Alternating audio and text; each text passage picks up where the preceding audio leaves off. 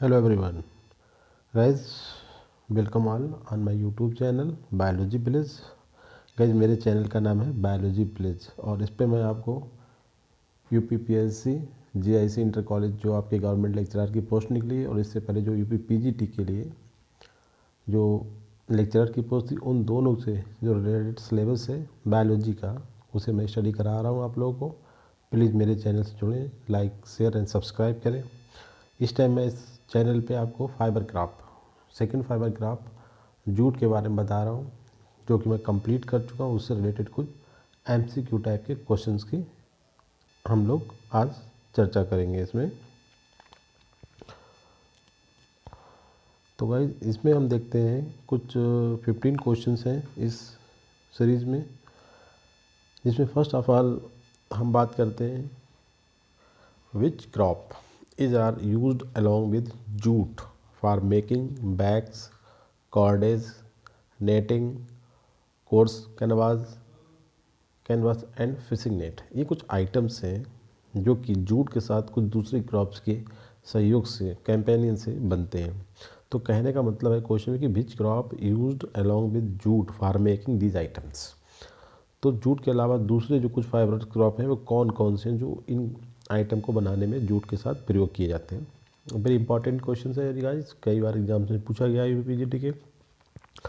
तो इसमें देखते हैं एक फाइबर होता है किनेफ। हमने इसके अपने पूरे लेक्चर में पूरी बॉटनिकल नेम, इसके कॉमन नेम और ये किस फैमिली को बिलोंग करता है पूरा डिटेल में बताया है। तो गाइस तीन ये फाइबर क्रॉप है, किनेफ, रोसेले एंड कांगो जूट। ठीक है, सबसे इम्पॉर्टेंट बात है तीनों क्रॉप जो होती हैं ये फैमिली मालवेसी को बिलोंग करती है। मालवेसी आपने देखा होगा कॉटन की फैमिली होती है, ठीक है इस, और इसे मैलो फैमिली बोलते हैं। और तीनों जो प्लांट्स हैं ये मैलो फैमिली के, जबकि जूट जो होता है ये फैमिली टिलेसी का मेंबर है और बहुत ही इंपॉर्टेंट मतलब सबसे important bast fibre. Bast fibre मतलब होता है जो स्टेम से प्राप्त होने वाले फाइबर्स होते हैं उनमें सबसे नंबर 1 पे आता है। ओवरऑल अगर हम इसकी रैंकिंग देखें फाइबर क्रॉप में तो ये सेकंड पोजीशन पे आता है, पहली पोजीशन पे आता है कॉटन। तो क्या ये तीनों क्रॉप जो होती हैं जूट में, जूट के सब्सटीट्यूट या जूट के साथ इन तरीके के आइटम जैसे कि bags, cordage, netting, course canvas and fishing nets को बनाने में काम आते हैं। क्वेश्चन नंबर, तो क्वेश्चन यहाँ पे आंसर आपका हुआ है डी, ये तीनों क्रॉप एप्लीकेबल है।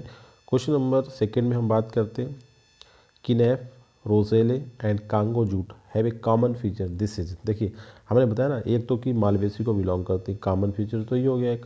दूसरा कि आल आर फाइबर क्रॉप, बिल्कुल सही है, सभी ये फाइबर क्रॉप है। Also used as substitute of jute, ये तीनों क्रॉप सब्सटीट्यूट ऑफ जूट के फॉर्म में यूज की जाती है। तीनों फीचर्स ही कॉमन है, तो all of the above here also correct, option D. Question number 13 में हम बात करने जा रहे हैं guys in manufacturing of fishing net, जो मछली मारने का जाल होता है, jute fibres is best but another crop is used A mixing material for this. कह रहा है कि जो फिशिंग नेट होता है, मछली मारने का जो नेट होता है, वो उसके लिए फाइबर क्रॉप जो होती है वो जूट की बहुत ही ज़्यादा सूटेबल है, बट उसके साथ एक दूसरी क्रॉप का भी इस्तेमाल होता है। वो कौन सी क्रॉप है? Congo jute, kenaf, roselle, all of the above. तो गाइज इसमें से हम कोई भी क्रॉप को एज अल्टरनेटिव या as a companion jute fibre के साथ यूज कर सकते हैं to make the fishing net. तो ये तीनों क्रॉप यूज की जा सकती है in formation of fishing net. Guys correct answer है आपका डी। क्वेश्चन नंबर 4 में हम बात करते हैं kenaf fibre is substitute for jute fibre used in manufacturing of tacks abrasive, जिसे बोलते हैं सैंड पेपर। बड़ा इंपॉर्टेंट क्वेश्चन है, sand paper and other heavy duty papers. देखिए सभी तरीके टैक्स एब्रेसिव जिसे कि सैंड पेपर बोलते हैं, या फिर other heavy papers which characteristic feature of responsible for this. कहने का मतलब है कि जो किनेफ फाइबर्स होते हैं a substitute of jute fibres use in manufacturing of sand paper and other heavy duty paper which characteristic feature is responsible for this. मतलब kenaf fibres का कौन सा ऐसा फीचर है जो इस तरीके के पेपर बनाने में इन फाइबर्स का इस्तेमाल किया जाता है कि strength and durability, high cellulose and lignin content, more ductility and high tensile strength, more hemicellulose and less lignin. Guys तो आप लोग देखते हैं कि यहाँ पे जो इसकी इनने बोला ना हैवी ड्यूटी, हैवी ड्यूटी से मतलब आता है कि इसकी ड्यूरेबिलिटी और इसकी मजबूती इंपॉर्टेंट है यहाँ पे, तो यहाँ पे जो क्वेश्चन आएगा वो strength and durability. Correct answer है कि किनेफ फाइबर जो होते हैं उनकी जो स्ट्रेंथ और ड्यूरेबिलिटी बहुत ज़्यादा होती है, so they are use to make sand papers, heavy duty papers and tacks etcetera. Correct answer जो है गाइस आपका ए।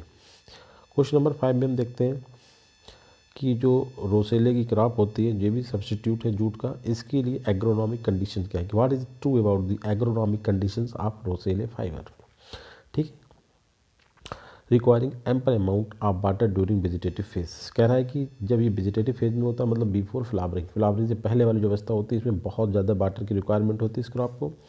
दूसरे में कह रहा है कि it can not tolerate stagnant water, ये रुका हुआ पानी, जैसे कि पानी रुक जाए ऐसी वाटर बॉडी में अगर इसकी क्रॉप को लगा दिया जाए या फसल में बहुत देर तक पानी रुका रहा है, कहने का मतलब अगर कहीं फ्लडिंग हो जाए, कहीं बाढ़ आ जाए, उस जगह पे क्रॉप खराब हो जाती है, मतलब उसे टॉलरेट नहीं कर पाता है। तीसरे स्टेटमेंट में कहा गया कि it can withstand a warmer and more humid climatic than kenaf से अगर हम कंपेयर करें तो कह रहा है कि उसके कंपेयर में ये जो रोसेले फाइबर्स होते हैं ये काफ़ी हद तक वार्मर और मोर ह्यूमिड क्लाइमेट को टॉलरेट कर सकते हैं।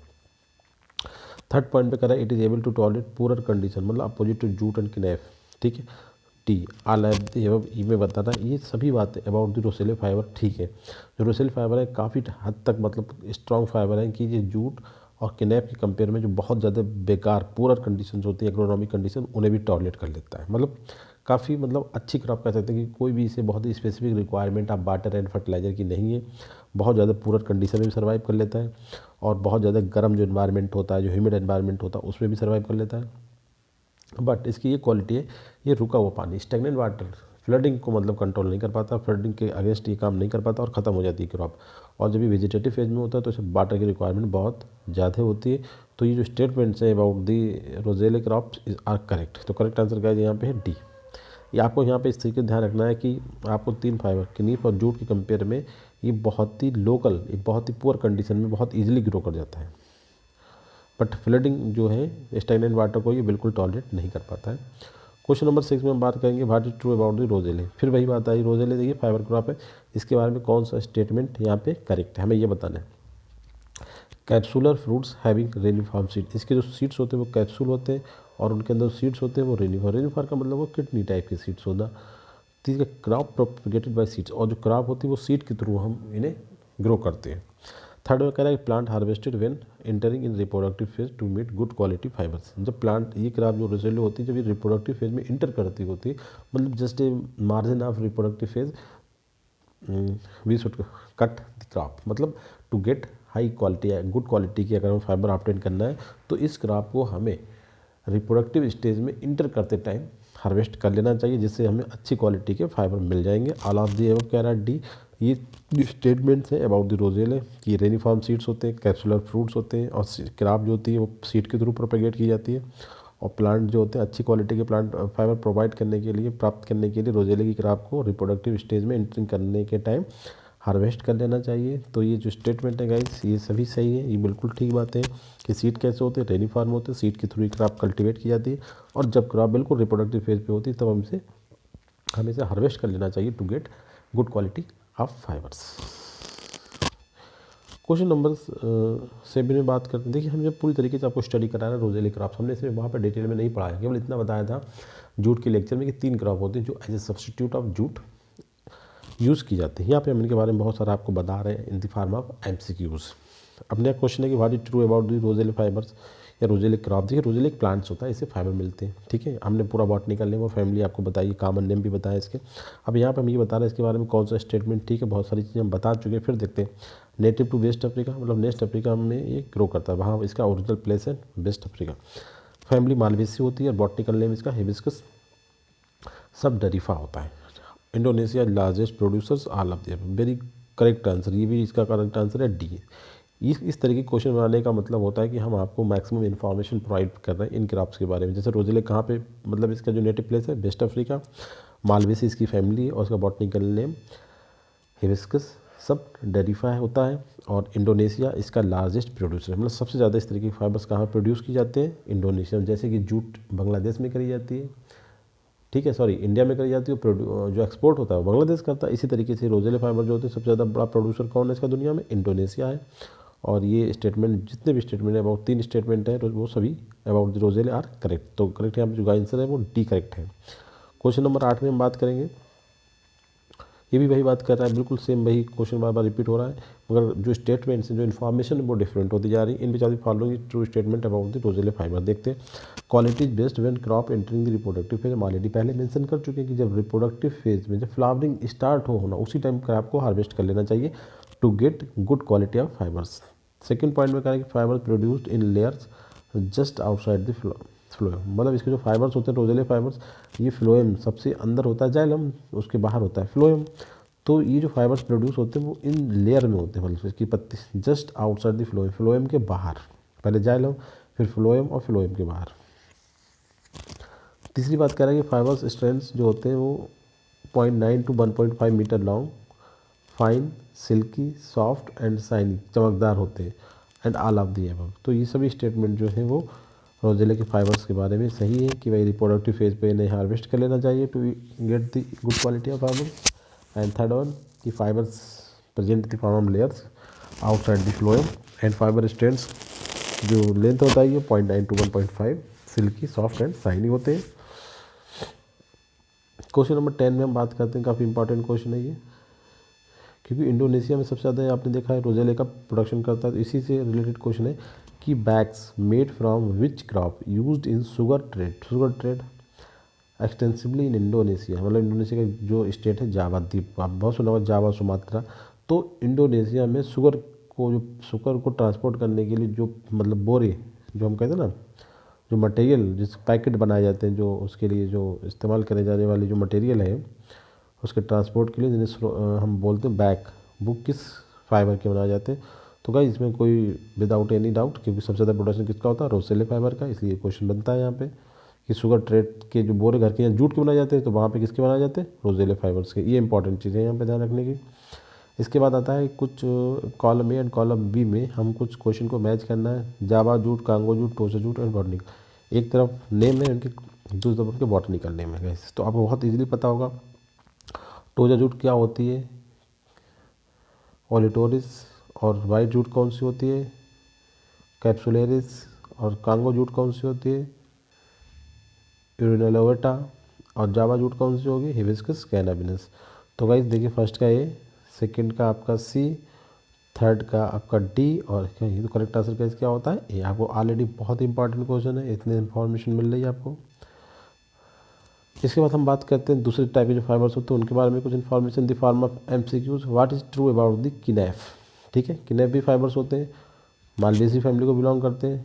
फाइबर्स आर, इसके फाइबर जो होते हैं खुरदरे होते हैं, कोर्जर होते हैं, less supple but tougher and stronger, resistant to rotting. Rotting मतलब फंगल डिजीज होती है, वो इसमें नहीं लग सकती, इतने स्ट्रॉन्ग फाइबर्स होते हैं, मतलब टफ भी होते हैं, स्ट्रॉन्ग भी होते हैं, बट थोड़े से लचीले टाइप के होते हैं। प्राइमरी फाइबर जो होते हैं, इस टाइप के दो टाइप के फाइबर होते हैं किनेफ के। Primary fibres opted from the inner cortical cells और टिश्यू से, जो पैक्ड होते हैं एंड मोर फ्लेक्सिबल। ठीक है, और जो सेकेंडरी फाइबर्स होते हैं वो as a result of cambial activity प्राप्त होते हैं। तो ऑल ऑफ द अबव जो है करेक्ट अबाउट द किनेफ। ठीक है, तो ये ध्यान रखें, बहुत ही टफ और स्ट्रॉन्ग फाइबर्स होते हैं, खुरदरे होते हैं, और दो तरीके के फाइबर्स होते हैं। प्राइमरी फाइबर जो होते हैं वो इनर कॉर्टिकल सेल से प्राप्त होते हैं, मतलब जाइलम से, और आपके जो सेकेंडरी फाइबर्स होते हैं वो आफ्टर कैम्बियल एक्टिविटी के बाद प्राप्त होते हैं। तो ये बातें सभी सही हैं अबाउट द किनेफ फाइबर्स के बारे में, correct answer E. Next question फिर बात करते हैं, what is true about the kenaf. इसके बारे में अदर इन्फॉर्मेशन के बारे में देखें। हैविंग प्रिकली अनब्रांच्ड स्टेम, इसका जो स्टेम होता है बहुत उसमें कांटे होते हैं और अनब्रांच्ड टाइप का होता है, कोई भी ब्रांचिंग नहीं होती है इसमें। Lower lips are cordate, cordate मतलब हार्ड शेप्ड होती है, और अपर बंस आर पामेटली, अपर जो ऊपर की लिप होती है वो पामेटली वाली होती है, और नीचे की लिप कैसी होती है, कॉर्डेट, हार्ट लाइक। और फ्रूट जो होते हैं वो ग्लोबूज होते हैं, मतलब इस तरीके के जो स्ट्रक्चर होता है ना, ग्लोबूज टाइप के फ्रूट्स होते हैं, और इनके ऊपर glabrous seed, rich in oil like cotton seed oil, एक उनके सीड के अंदर आयल भी बहुत होता है। और डी है कि ऑल ऑफ दी एबव। तो बिल्कुल सही है, किनेफ फाइबर जो होते हैं इनके जो स्टेम होते हैं वो अनब्रांच एंड प्रिकली होते हैं, लिप्स कॉर्डेट होती है, अपर लिप पामेट होती है, फ्रूट्स जो होते हैं वो ग्लोबोज होते हैं with glabrous seed, rich in oil content. ये सभी बातें जो about the kenaf fibres are true guys. तो करेक्ट आंसर यहाँ पे आपका होता है टी।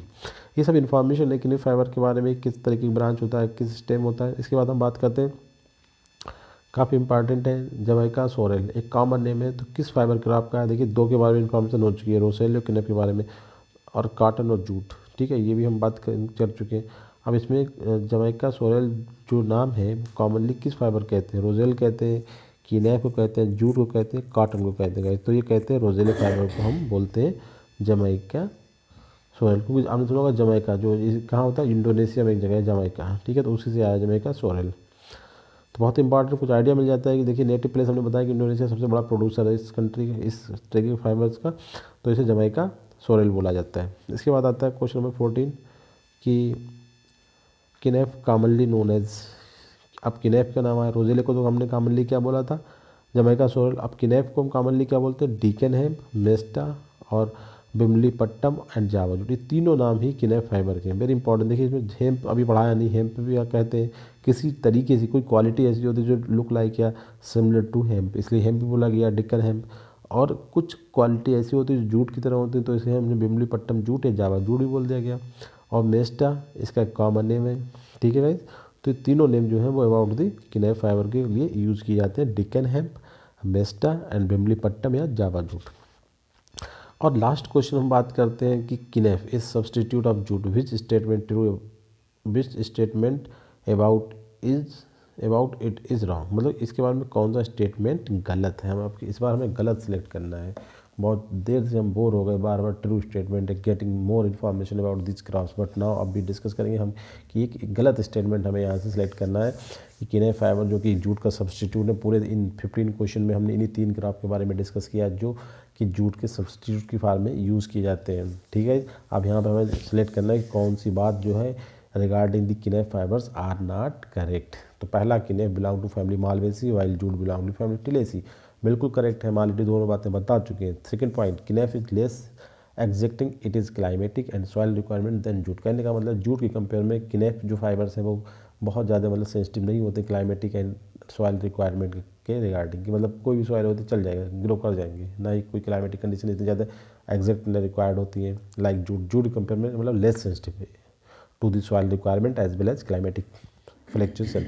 इसके बाद करें to obtain good quality fibres, jute harvested at 50% fruiting while kenaf harvested at flowering for the same, all of the above. तो कौन सा स्टेटमेंट गलत है गाइस, यहाँ पे हमने गलत की बात कर रहे हैं। यहाँ पे सबसे इम्पॉर्टेंट बात ये है कि इसमें से कुछ चीज़ें क्लियर नहीं हो पा रही। किनेफ इज एग्जिटिंग लेस, ये भी सही है। To obtain good quality fibres, jute harvested at 50% fruiting and while kenaf harvested at flowering for this same, all of the above. Guys यहाँ पे क्वेश्चन को ठीक करा जाए, किनेफ फाइबर्स के बारे में अगर हम बात करते हैं तो ये यहाँ पे करना है, kenaf is substitute of jute, which statement about it is wrong. यहाँ पे जो जितने स्टेटमेंट हैं ये सभी सही स्टेटमेंट है, तो यहाँ पे ये वाला जो अबाउट का रॉन्ग वाला कट कर देना चाहिए। क्वेश्चन बनेगा kenaf is substitute of jute, which statement is true, इतना सा क्वेश्चन बनाना है आपको, थोड़ा सा सही करें। और जितने स्टेटमेंट हैं अबाउट द किनेफ है वो करेक्ट है, कि किनेफ जो होता है फैमिली मालवेसी को बिलोंग करता है, जूट टिलेसी को बिलोंग करता है। Kenaf less exacting as it is climatic and soil requirement के टर्म्स में जब हम जूट से कंपेयर करते हैं, बिल्कुल सही बात है। To obtain good quality fibres, jute harvested at 50% fruiting, मतलब जब उसमें फ्लावर होने के बाद फ्रूटिंग होती है, 50% फ्रूटिंग हो जाए तो हम जूट को हार्वेस्ट करते हैं to yield the good quality fibres. But in case of kenaf fibres ये फ्लावरिंग पे ही हार्वेस्ट कर लिए जाते हैं टू यील्ड या to obtain the good quality fibres. ये स्टेटमेंट भी ठीक है गाइस। तो जो भी स्टेटमेंट दिए दोनों क्रॉप के बारे में कंपेरेटिव टर्म्स में वो करेक्ट है गाइस। तो करेक्ट आंसर आपका डी। तो ये देखें ठीक से गाइस, यहाँ पे करेक्ट आंसर दीजिए। Thank you very much.